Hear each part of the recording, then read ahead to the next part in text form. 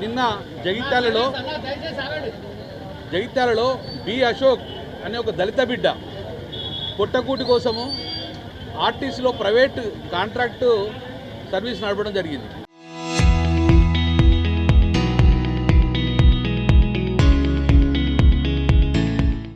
వేణుగోపాల్ అనే ఓనరు, చుక్కా వేణుగోపాల్ ఓనరు, వారి దగ్గర ఒక ప్రైవేట్ డ్రైవర్గా ఆర్టీసీకి హైరింగ్లో అశోక్ పనిచేస్తున్నాడు. ఆ వెహికల్ నెంబరు TS21T5006. సో అతను ఈ ఆర్టీసీ డ్రైవర్గా ఉన్న సమయంలో ఇతను బ్యాచ్ నెంబర్ వచ్చేసి 4103. ఇతను B Ashok batch number 41/03 PHP driver.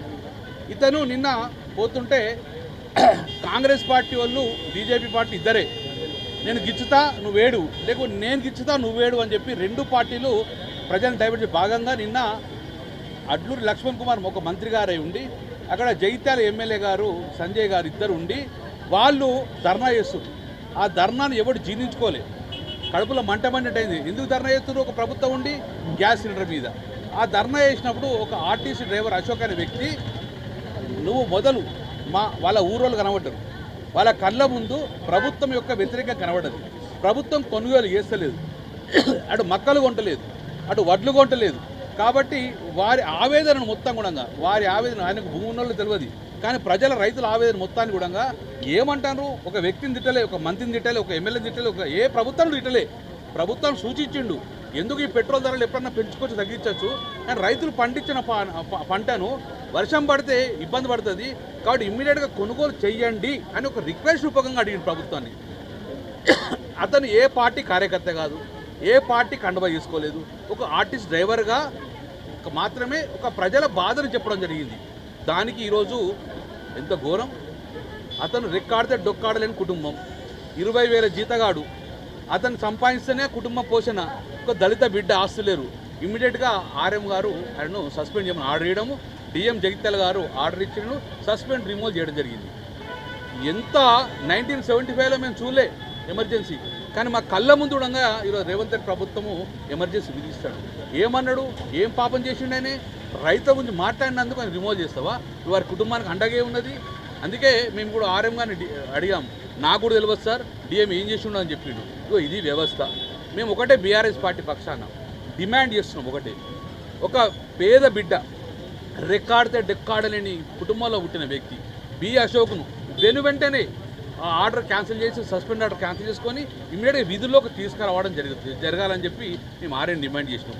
ఒకవేళ మీరు ఇవ్వలేడు వరకు చూస్తాం, మీరు గిట్ట ఆయన రిమూవల్ సర్వీస్ తీసేసి మళ్ళీ రీఇన్స్టేట్ చేసి వాళ్ళ కుటుంబానికి అండగా నిలవకపోతే బీఆర్ఎస్ పార్టీ చూస్తూ ఊరుకోదు. ఇప్పటికే మా జీవన్ రెడ్డి సాబుడంగా ఒక డిఎంని కలవడం జరిగింది, వారు రిపెండ్ చేయడం జరిగింది. అయినా కూడా ప్రభుత్వం పెడచను పెట్టి ఈరోజు సస్పెండ్ చేసింది. కాబట్టి మేము తీవ్రంగా దీన్ని బీఆర్ఎస్ పార్టీ ఖండిస్తాము. వెంటనే బి అశోక్ అనే వ్యక్తిని రీఇన్స్టేట్ చేయాలి, లేకపోతే బీఆర్ఎస్ పార్టీ ఆందోళన చేస్తూ ఉంటుంది. డెఫినెట్గా ఆయన రీఇన్స్టార్ట్ చేసేదాకా బీఆర్ఎస్ పార్టీ పోరాటం చేస్తూ ఉంటుందని చెప్పి మేము ప్రధానంగా ఆర్ఎం డిమాండ్ జరుగుతుంది. రేపటి చూస్తాము, మా గౌరవ కేటీ రామారావు కూడా చెప్పడం జరుగుతుంది.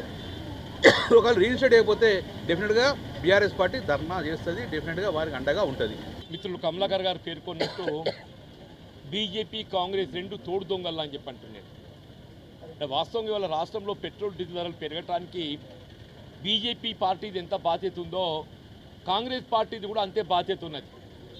ఇలా బీజేపీ పార్టీ ఏదైతే ఉందో ఆయిల్ కంపెనీలకు అండగా ధరలు పెంచితే, కాంగ్రెస్ పార్టీ ఏదైతే ఉందో ఇలా రాష్ట్ర ప్రభుత్వం బొక్కస నింపుకోవడానికి కొరకు వీళ్ళు పెట్రోల్పై 35% వ్యాట్ ఉంది, డీజిల్పై 27% వ్యాట్ ఉంది. నిజంగానే మీకు ఏదైతుందో పెట్రోల్ డీజిల్ ధరలు తగ్గాలనే ఒక ఆలోచన రేవంత్ రెడ్డి గారికి ఉన్నట్టయితే నువ్వు ఆ పెట్రోల్ మీద ఉన్నట్టుగా వ్యాట్ 35%, 10% తగ్గించవా? నిజంగా నీకు నిరుపేద వర్గాలకు ఏదైతే వాహనాలకు సౌకర్యం కల్పించాలి, ఆటో కార్మికులకు అండగా నిలవాలని చెప్పి భావించినట్టయితే ఆ డీజిల్పై ఉన్నట్టుగా 27% వ్యాట్ని ఏదైతే ఉందో ఓ 10% తగ్గించు. నీకు ఆ చిత్తశుద్ధి లేకుండా ఇప్పుడు ఆశ్చర్యపోతులు మొత్తం జగించాల. ఎవడైనా కాంగ్రెస్ పార్టీ అధికారాలు ఉన్నోడు రోడ్డు మీద కూర్చుంటాడే? ఆర్టీసీ డ్రైవర్ ఒక దళిత బిడ్డ ఏదైతుందో దాన్ని సహించలేక, భరించలేక రైతులు కళ్ళల్లో ఏదైతుందో వడ్డు దోకక, మక్కలు దోకక, పడిగాపులు కాస్తుంటే ఏదైతుందో అసలు సమస్యలు పక్కదారి పట్టించేందుకు వరి ధాన్యం దోగించడానికి మంత్రికి చేత కాదు, ఆ మొక్కజొన్న తొలగించడానికి ప్రభుత్వానికి చేత కాదు. అది పోయి ఇటు పోయి ఏదైతుందో మంత్రి ఎమ్మెల్యే అధికార పార్టీ కాంగ్రెస్ పార్టీ రోడ్డు మీద కూర్చుంటాడే. ఆర్టీసీ డ్రైవర్ దళిత బిడ్డ ఏదైతుందో, ఒక రైతుకు ఏదైతుందో అన్యాయం జరుగుతుంటే దాన్ని భరించలేక ఆ వడ్డు తోకి అని చెప్పాడు. గత తప్పే కమలాకర్ గారు ఏమన్నారు, ఒక దళిత బిడ్డ ఏదైతుందో రాష్ట్రంలో రైతాంగం యొక్క దీన పరిస్థితి, రైతాంగం యొక్క దీన స్థితి, నెల రోజులు గడిచినా వడ్లు తోకుతలేరు, కళ్ళల్లో ఏదైతుందో పడిగాపులు కాస్తుండ్రు. రోహిణి కార్తె ఆరంభమైంది, వర్షాలు ఏ తరుణంలోనే రావచ్చు.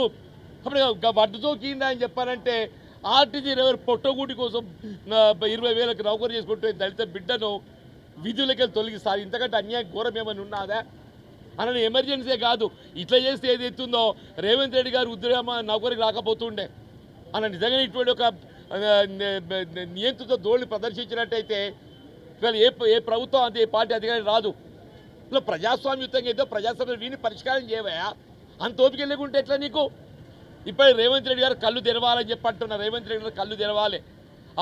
మొత్తం కళ్ళాలలో వడ్లు జోకిన ఆయన మేము మొన్న చెప్పినాం, మేము 31 తారీఖు వరకు నా కళ్ళాలలో వడ్లు మొత్తం జోకియకుంటే నీకు 2వ జూన్ నాడు రాష్ట్ర అవతరణ దినోత్సవం నాడు ఏదైతుందో వీళ్ళ జెండా ఆవిష్కరించే ఒక నైతిక హక్కు నీకు లేదని చెప్పి అంటున్నాం.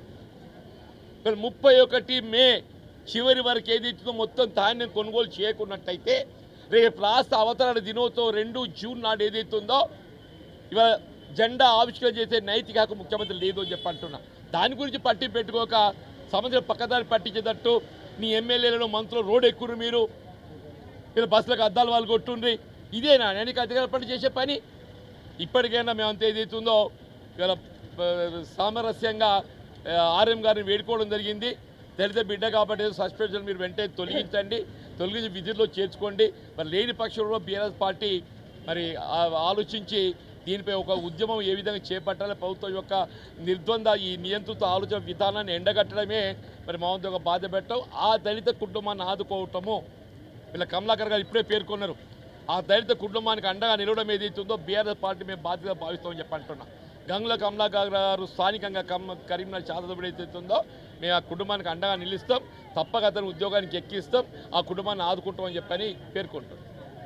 అవసరం ఉంటే రేపటి తీసుకొస్తే చలో జైత్యాలు పెట్టుకొని మేమందరంగా వాళ్ళ ఇంటికి పోతాము, ఆ కుటుంబాన్ని పరామర్శిస్తాము, ఆ కుటుంబానికి అండగా ధైర్యం ఉంటాము, ఆ కుటుంబాన్ని భరోసా ఇస్తాము, కుటుంబాన్ని అండగా విధంగా మా బీఆర్ఎస్ పార్టీ ఉంటుంది. రేపటి తీసుకు కాకపోతే వారి ఇంటికి చలో బి అశోక్ ఇంటికి వెళ్తాం మేము. Right, thank you. నిజమో కథలది బ్రేకింగ్ న్యూస్. వడ్లు కొనమని మంత్రి చెప్పినందుకు ఆర్టీసీ డ్రైవర్పై వేటు. సో అది ఏమందంటే అయితే ఏమన్నాడు ఆయన అడుగుతుంటే, అయితే నేను ఏ రాజకీయ పార్టీకి లేదా నాయకుని విమర్శించలేదు, రైతుల గురించి మాత్రమే మాట్లాడాను తెలిపిన డ్రైవర్. సో నేను ఏమంటున్నా, మనం ఆ డ్రైవర్కి అండగా ఉండాలి. ఇప్పుడే ఆర్ఎంతో మాట్లాడినాం, సస్పెండ్ చేస్తే గిట్ట డెఫినెట్గా పక్కకి ఆర్ఎం ఆఫీసు, ఈ మీటింగ్ అయినాక డెఫినెట్గా మనం అటే వెళ్దాం, ఆర్ఎం ఆఫీస్కి వెళ్తాం. ఒకవేళ గిట్ట సాయంత్రం వరకు కూడా ఆ డ్రైవర్ అశోక్ను మళ్ళీ పనిలో తీసుకోకపోతే 100% రేపు జైత్యాలకు పోతాం, రేపు పొద్దున జైత్యాలకు వెళ్తాము, ఆ కుటుంబానికి అండగా ఉంటాము. ఎట్లయితే బీఆర్ఎస్ పార్టీ సోషల్ మీడియా ఒక్కసారి తగులుకుంటూ అంటుకుంటుంది కాబట్టి ఇవాళ సాయంత్రం నుంచి మనం అశోక్ రిక్రూట్ అయ్యేదాకా సోషల్ మీడియాను వాడుకుంటాము. ఒక అరగంటతో మీటింగ్ అయినాక జీనుడి షాపుని తీసుకొని వెళ్ళి అందరం వెళ్ళి ఆర్ఎం రిప్రజెంట్ చేస్తాం. ఒకవేళ గిట్ట సస్పెండ్ చేయకపోతే సంతోషం, సస్పెండ్ చేస్తే నువ్వు మళ్ళీ సాయంత్రం రిక్రూట్ అయ్యేదాకా మేము అక్కడే కూర్చుంటామని చెప్పేసి కరీంనగర్ నుంచి స్టార్ట్ చేస్తాము. ఆయన ఏమన్నాడు, వాస్తవంగా ఆయన ఏమన్నాడు, నేను ఏ పార్టీని విమర్శించలేదు, నేను ఏ పార్టీ నాయకుని కాదు, కేవలం ప్రభుత్వాన్ని వడ్లు కొనుమను అన్నాడు అంతే. దానికి అంటే ఎవరు మాట్లాడితే వాడిని సస్పెండ్ చేసుడు, ఎవరు సోషల్ మీడియా పెడితే జైలు, అట్లనే మేము ప్రభుత్వం ఉన్నప్పుడు ఎన్ని విమర్శలు చేసిన మమ్మల్ని, ఎంతమంది జైలుకి వేసాం, మనం వేసినామా? సో ఇది ప్రజల మీద తిరుగుబాటు చేస్తుండ్రు, ప్రజలను ఇబ్బంది చేస్తుండ్రు. ఇటు బీజేపీ పార్టీ కాంగ్రెస్ రెండు కూడా మాట్లాడితే ప్రజలను జైలు వేసే పరిస్థితి వచ్చింది.